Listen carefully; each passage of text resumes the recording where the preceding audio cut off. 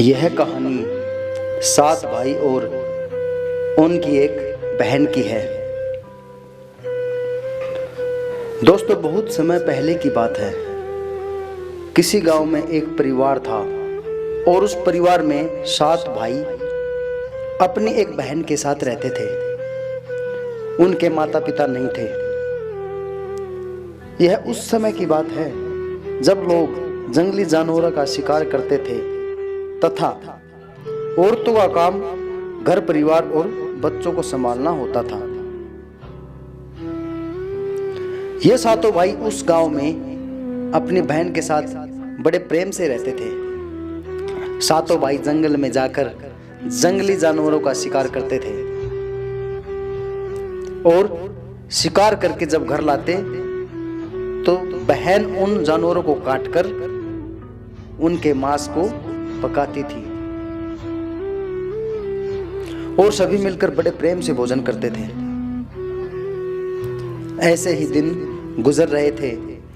एक दिन 7 भाई जंगल में शिकार करने के लिए चले गए। शाम होने वाली थी और बहन अपने 7 भाइयों के लिए खाना पका रही थी। जब वो चाकू से हरी सब्जियों को काट रही थी तभी चाकू की तेज धार से एक अंगुली कट गई। कटे हुए अंगुली से खून बहने लगा, तरातर खून बहने लगा। अब बहन सोचने लगी कि यदि उनके भाइयों ने उसकी कटी उंगली देख ली तो वो काफी दुखी हो जाएंगे। इसलिए उसने सोचा कि अपने भाइयों को इसके बारे में नहीं बताना चाहिए और वो फैसला कर चुकी थी।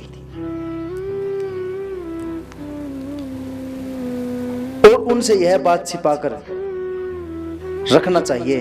उसने अपनी ओढ़नी और दीवारों पर खून को पोंछना चाहा, लेकिन फिर दिमाग में विचार आया कि यह तो मेरे भाई आसानी से देख लेंगे। फिर उसने अपने खून को साग में ही झोंक दिया।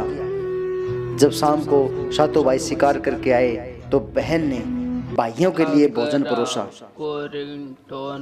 आज 7 भाइयों को साग बहुत ज्यादा स्वादिष्ट लगा और सभी भाई अपनी अंगुलियां चाटते रह गए और अपनी बहन के पाक कला को सराहते रहे। अपनी तारीफ सुनकर बहन भी बहुत खुश हुई। अगले दिन सभी भाई सुबह खा पीकर जंगल में शिकार के लिए निकल पड़े। वो शिकार तलाशते तलाशते थक चुके थे और एक पेड़ की छांव में बैठ गए। और बातों ही बातों में 7 भाई रात के भोजन के बारे में बात करने लगे। रात में बहन ने जो साग बनाया था उसी की चर्चा करने लगे। सभी कहने लगे कि इतना स्वादिष्ट साग उन्होंने कभी नहीं खाया। 7 भाइयों ने विचार किया कि आज इसके बारे में अपनी बहन से जरूर पूछेंगे और जानकर रहेंगे कि साग में उसने ऐसा क्या मिलाया कि साग इतना स्वादिष्ट बन गया। जब सभी भाई घर आए तो अपनी बहन के खाने की तारीफ करने लगे। बहन बड़ी खुश हुई। तब 7 भाइयों में सबसे बड़े भाई ने अपनी बहन से पूछा कि कल तुमने साग में ऐसा क्या मिला दिया कि साग इतना स्वादिष्ट था। बहन ने किसी तरह बहाना बनाने की कोशिश की जिससे उनको सच्चाई का पता न चले, नहीं तो उसके भाई बड़े दुखी होंगे। तब बड़े भाई ने बहन को अपनी सौगंध देते हुए कहा, बहन मुझे सच सच बताओ। तब बहन ने कसम देने के बाद सब कुछ सच सच बता दिया और कहने लगी कि साग में मैंने अपनी थोड़ा सा खून मिला दिया था क्योंकि चाकू से मेरी उंगली कट गई थी। उसके बाद सभी 7 भाई भोजन करके सोने के लिए चले गए। तभी सातों भाइयों में से सबसे बड़े भाई ने कहा कि खून की चंद बूंदे मिलाने से साग इतना स्वादिष्ट बन गया तो बहन का मांस कितना स्वादिष्ट होगा। सभी भाइयों ने अपने बड़े भाई की हाँ में हाँ मिलाई और अगले दिन भोजन करके सभी भाई शिकार के लिए चले गए। चैनल को सब्सक्राइब कीजिए। सातों भाइयों ने अपनी बहन को जान से मारने का प्लान बना लिया और कहा कि उसको मारकर उसका मांस पकाकर खाएंगे तो कितना अच्छा होगा। लेकिन यह बात साथ में से सबसे छोटे भाई को पसंद नहीं आती। वह अपनी बहन को बचाने के लिए बहुत बेचैन था।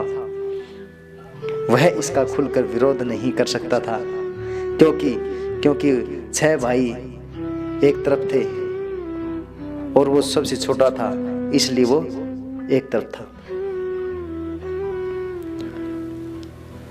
शिकार करने के बाद सभी भाई एक टीले पर बांस के पट्टों का बना हुआ एक चबूतरा बनाया जाता है जिसे चांग बोलते थे। उनकी योजना यह थी कि बहन को बहला फुसलाकर यहाँ पर लाएंगे और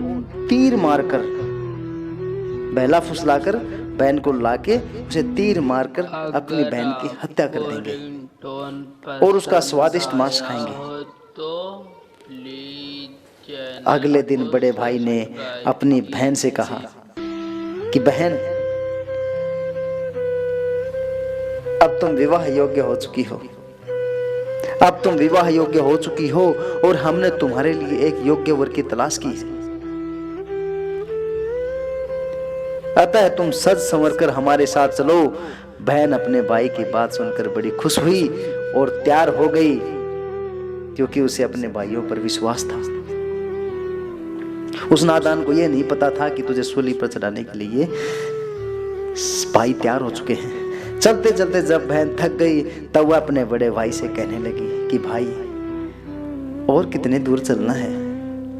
तब बड़े भाई ने कहा कि बहन, अब थोड़ी ही दूर वो जो टीला है उसके ऊपर जो चांद दिख रहा है वहीं पर जाना है।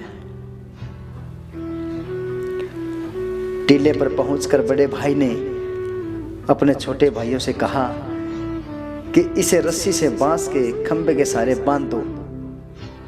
सभी भाई मिलकर अपनी बहन को रस्सी से बांधने लगे। बहन बहुत असहाय थी और अपने सभी भाइयों को हत्यारे की नजर से देख रही थी।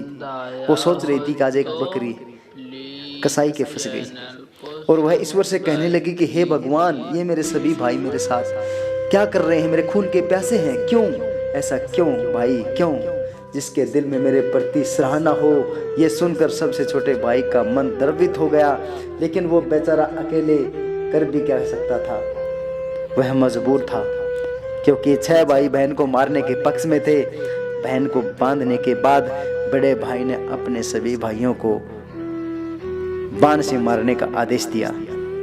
जब बड़ा भाई सबसे पहले धनुष से बाण मारने के लिए चला तो बहन अपने बड़े भाई के सामने हाथ जोड़कर करुण स्वर में कहने लगी कि मारो मारो भैया, छाती में लक्ष्य करके तुम्हारा तीर, तुम्हारा धनुष जंगल को जाएगा। मारो मारो भैया, छाती में लक्ष्य करके, भैया छाती में लक्ष्य करके। बड़े भाई ने कठोरता से बाण चलाया लेकिन उसका तीर सही निशाने पर नहीं लगा। अब दूसरे भाई की बारी थी। वह भी बहन को मारने के लिए धनुष बाण उठाने लगा। उसके भी सामने बहन ने हाथ जोड़कर वही करुण स्वर गाने लगी। दूसरे भाई का भी निशाना विफल हो गया। इसी तरह से 6 के 6 भाइयों ने अपनी बहन को तीर से मारने की कोशिश की लेकिन सभी विफल रहे। अब 7वें भाई का नंबर आया और सभी भाई कहने लगे कि भाई पूरी ताकत से तीर चलाना और बहन को एक ही तीर में ढेर कर देना। यदि तुम्हारा निशाना चूक गया तो तुम जिंदा नहीं बचोगे। हम सब मिलकर तुम्हें मार देंगे।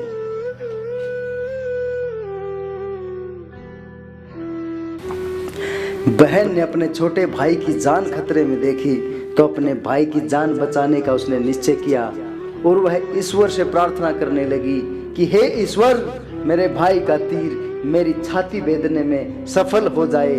और वह फिर करुण गीत गाने लगी कि मारो मारो भैया, छाती में लक्ष्य करके तेरा तीर मेरी छाती भेद जाए। मारो मारो भैया, छाती में लक्ष्य करके मारो। छोटे भाई ने तीर चलाया और उसका तीर बहन के मार्ग पर जा लगा। वह दर्द से तड़प उठी। कुछ देर छटपटाने के बाद उसके शरीर से प्राण निकल गए। बहन के मरने के बाद सभी 6 भाई बहुत खुश हुए, लेकिन 7वां भाई बिल्कुल भी खुश नहीं था। सभी भाइयों ने मिलकर बहन के शव को टांग से नीचे उतारा। उसके बाद 6 भाइयों ने बहन के शरीर की बोटी बोटी करके काट डाला और बड़े भाई ने अपने सबसे छोटे भाई को जंगल से लकड़ी और पानी लाने का आदेश दे दिया। छोटा भाई लकड़ी को पानी के साथ साथ कुछ मछली और केकड़ा भी लेकर आया था। वह अंदर ही अंदर बड़ा दुखी था। उसके सभी भाई बहन का मांस बड़े चाव से पका रहे थे। वह अपनी बहन का मांस नहीं खा पाएगा। यदि उसने ऐसा किया तो उसके सभी भाई मिलकर उसे गालियां देंगे। उसने मांस पकाते समय चुपके से केकड़े और मांस आग में डाल दिया और अपने खाने का इंतजाम कर लिया। चावल और मांस तैयार हो गया था। जमीन पर केले के पत्ते बिछाकर उसमें सबके लिए खाना परोसा गया। छोटे भाई ने बैठने से पहले अपने स्थान पर एक छोटा सा गड्ढा खोद लिया था।